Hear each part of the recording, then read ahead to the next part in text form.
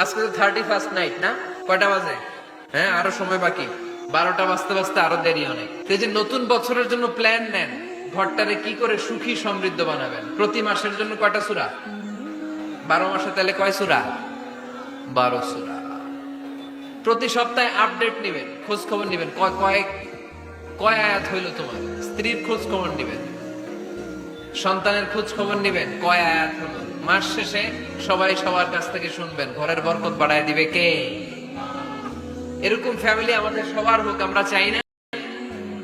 হ্যাঁ, স্ত্রী তার স্বামীকে কোরআন তেলাওয়াত করে শোনায়, স্বামী তার স্ত্রীকে কোরআন তেলাওয়াত করে শোনায়, বাবা তার সন্তানকে কোরআন তেলাওয়াত করে শোনায়, সন্তান তার বাবাকে কোরআন তেলাওয়াত করে শোনায়। আপনার ছেলে মেয়েরা যখন কোরআন পড়ে আওয়াজ করে পড়তে বলেন, যাতে ভুল হলে শুধরে দিতে পারেন।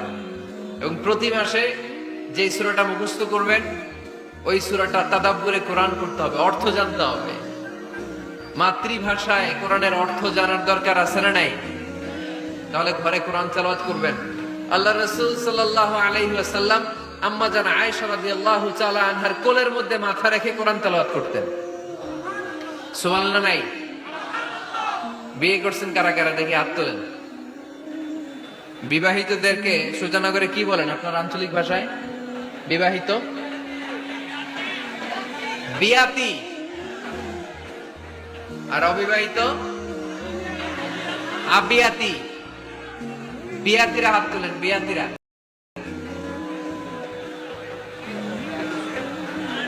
আবিয়াতি বেশি আজকে, বিয়াতি কম। হাত নামান। স্ত্রীর কোলে মাথা রেখে কোরআন তেলাওয়াত করবেন, পারবেন না? কষ্ট হবে?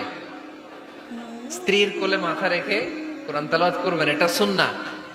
আল্লাহ রাসূল সাল্লাল্লাহু আলাইহি সাল্লাম আম্মা জান আয়েশা রাদিয়াল্লাহু তাআলা আনহার কোলে মাথা রেখে কোরআন তেলাওয়াত করতেন। আম্মা জান আয়েশা রাদিয়াল্লাহু তাআলা আনহা বলেন, কানা রাসূলুল্লাহ সাল্লাল্লাহু আলাইহি ওয়াসাল্লাম ইয়াকরাউল কুরআন ওয়া রাসুহু ফি হাজরি ওয়া আনা হায়েদ। আমার মাসিক চলা অবস্থায়, মেনস্ট্রুয়েশনাল পিরিয়ড চলা অবস্থায় আমার কোলে মাথা রেখে বিশ্বনবী কোরআন তেলাওয়াত করেছেন, আর আমি শুনেছি। চিল্লায় পড়েন সুবহানাল্লাহ। ঘরে শান্তি নাই, কারণ কোরআন তেলাওয়াত নাই। তো কোরআনের তেলাওয়াতও নাই, শান্তিও নাই। আল্লাহর হাবিব সাল্লাল্লাহু আলাইহি ওয়াসাল্লাম বলেছেন, সহিহ মুসলিমের হাদিস, লা তাজআলু বুয়ুতাকুম মাকাবিরা। তোমরা তোমাদের ঘরটারে গোরস্থান বানিয়ে রেখো না। ফাইন্না শাইতানা ইয়ানফিরু মিনাল বাইতিল্লাযী তুকরাউ ফীহি সূরাতুল বাকারা।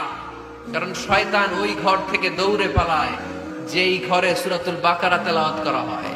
সুবহানাল্লাহ পড়ে। এজন্য ঘর উদ্বোধনের সময় কোন সূরা পড়তে হয়? সূরা বাকারা। চিল্লায় পড়েন কোন সূরা? আওয়াজ করে পড়েন কোন সূরা? নতুন ঘর করছেন, নতুন দোকান করছেন, নতুন ফ্ল্যাট কিনেছেন, কোন সূরা পড়বেন? সূরাতুল বাকারা। শয়তান ওই ঘরে থাকে না। সহিহ মুসলিমের আরেকটা হাদিসে আল্লাহ রাসূল সাল্লাল্লাহু আলাইহি ওয়াসাল্লাম বলেছেন, ইকরাউ সূরাতাল বাকারা। তোমরা সূরা বাকারা তেলাওয়াত করো। ফাইন্না আখদাহা বারাকা। যে সূরা বাকারা পড়ে আল্লাহ তাআলা এই ঘরটায় বরকত দেয়। ওয়া তারকাহা হাসারা। আর যে সূরা বাকারা পড়ে না, সে খালি আফসোস করে। ওয়ালা ইস্তাতিউল বাতালা। কোন জিন, কোন পেতনি, কোন ব্ল্যাক ম্যাজিক, কোন জাদু টুনা বান ওই ঘরের কোন সদস্যকে কোনো ক্ষতি করতে পারে না। আবার সূরা বাকারায় একটা আয়াত আছে, কোরআনের সর্বশ্রেষ্ঠ আয়াত। বলেন তো আয়াতটার নাম কি? আওয়াজ করে বলেন কোন আয়াত?